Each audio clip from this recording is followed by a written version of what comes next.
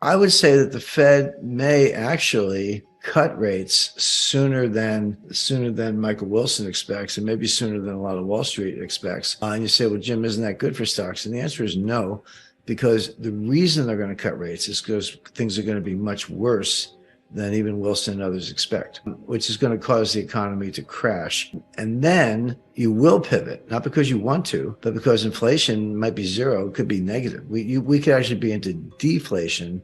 In this video, Jim Rickards delves into the potential trajectory of interest rates and the implications for the economy and financial markets. He anticipates that the Federal Reserve, the Fed, may cut rates sooner than expected, contrary to the forecasts of some analysts like Michael Wilson, but warns that this may not bode well for stocks. Rickards explains that the rationale behind potential rate cuts would likely stem from deteriorating economic conditions, possibly even leading to deflation.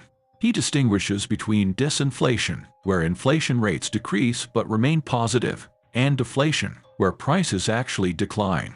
The latter scenario, he argues, could trigger a downward spiral of economic contraction, rising unemployment, and falling stock prices. Drawing parallels to the Fed's actions in 2018, Rickards highlights how the central bank persisted with rate hikes despite mounting evidence of economic weakness, ultimately exacerbating a stock market crash.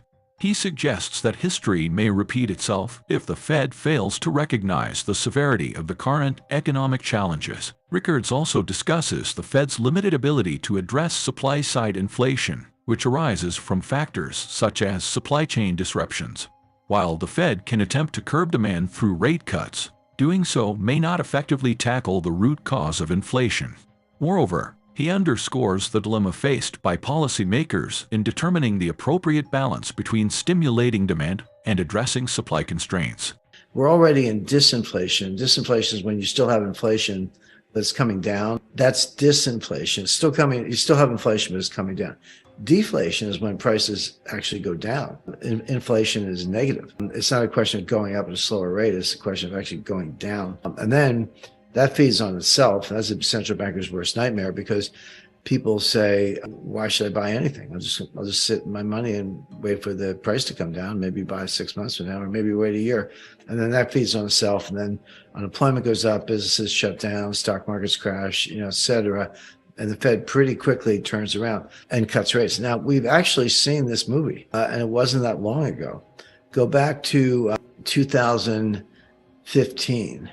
December 2015. That was the famous liftoff. Remember, interest rates had been at zero, I believe, for six and a half years at that point, the zero interest rate policy. And then Janet Yellen raises interest rates 25 basis points. Okay, it was a baby step, but at least they went up for the first time in 6 or 7 years. And actually, it was longer than that, because they were at zero for 6 years, but there was a series of cuts to get to zero. So the last time they had raised rates was even further back. That was like 2006. So that was more like 9 years.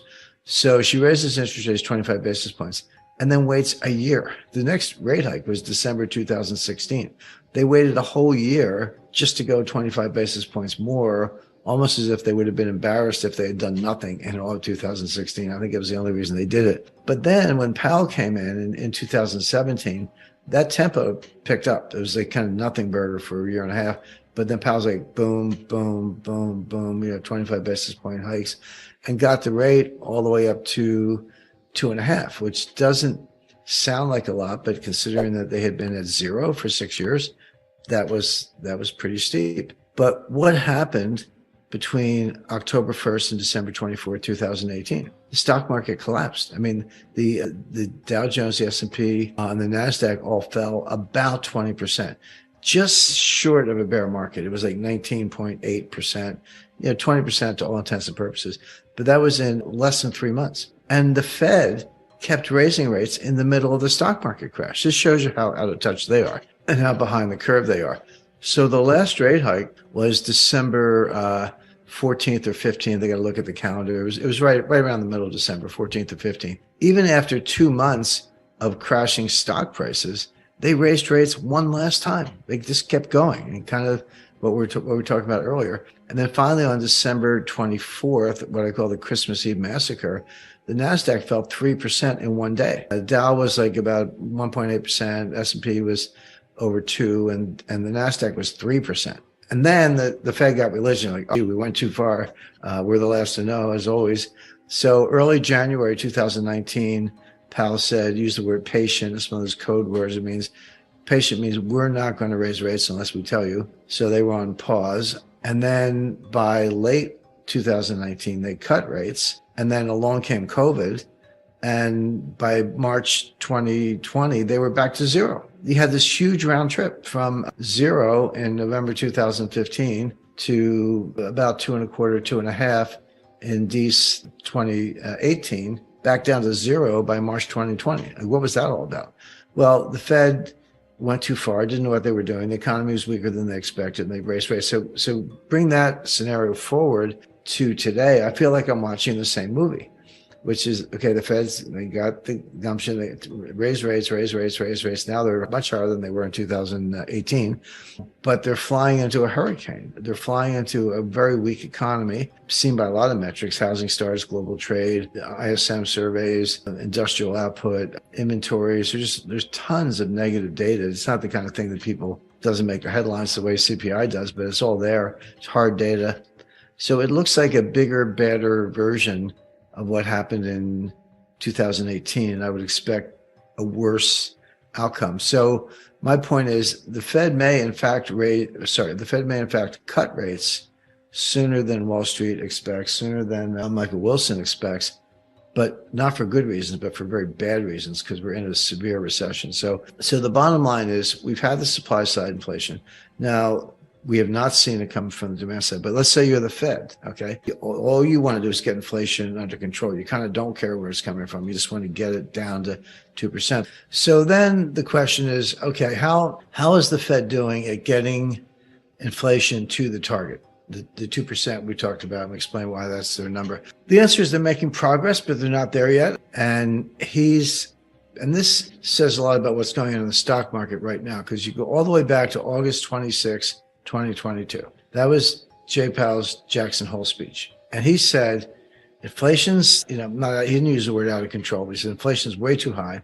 We're going to bring it down to our 2% target. We know unemployment's going to go up. We know we'll probably have recession. He did not use the R word. He didn't say recession, but he said, growth will suffer, unemployment will go up. That's just a fancy way of saying there's going to be a recession. And we're not going to stop until we get there. And so, in other words, too bad, Well, the Fed has no tools to affect the supply side. The Fed doesn't drive trucks. They don't drill for oil. They don't plant crops. They don't run tractors. They don't do anything that could alleviate the supply side problems. All the Fed can do is destroy demand, and that they can do. When you raise interest rates enough, mortgage rates go up, credit card rates go up, costs of working capital go up.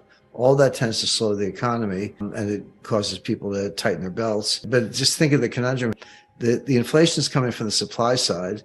The Fed can't do anything about the supply side, but they can crush demand, which should reduce inflation. But how much do you have to crush demand when that's not the problem? It's coming from the supply side. How much demand do you have to destroy to actually affect the supply side? The answer is a lot. This is what Jay Powell has been saying. Unemployment has to go up. We're going to be in a recession. We got to crush this thing before it gets out of control. And you got to crush it even more, because that's not even where the inflation is coming from. It's coming from the supply side. Supply chain bottlenecks have been alleviated to some extent, not completely by any means. And it was always a case of popping up here and there. It's not like you went into a supermarket and all the shelves were bare. It wasn't East Germany in the 1950s. But something would be missing. It could be the peanut butter one day, or the canned goods the next, or spaghetti the week after that. That has alleviated to some extent, not completely. But again, the reason it has been alleviated is a very bad one, which is that demand is down. In other words, the Fed is destroying demand, so people are buying less. So, grocers and retailers and boutiques and suppliers are able to keep more things on the shelf, not because all the logistics problems have been solved, but because the demand is down, because that's what the Fed's doing. So supply chain better, yes, but for good reasons or bad reasons? Well, it's for bad reasons, because demand is down. And that's another thing leading us into a recession. In conclusion, Jim Rickards provides valuable insights into the potential trajectory of interest rates and its impact on the economy and financial markets. His analysis suggests that the Federal Reserve may opt for rate cuts sooner than anticipated, driven by deteriorating economic conditions and the risk of deflation. Rickards warns that while rate cuts may aim to stimulate demand, they may not effectively address supply-side inflationary pressures. This presents a challenging dilemma for policymakers as they grapple with balancing the need to spur economic growth while tackling underlying supply constraints. To stay informed and receive more valuable insights, subscribe to this channel. Stay ahead of market trends and make informed investment decisions.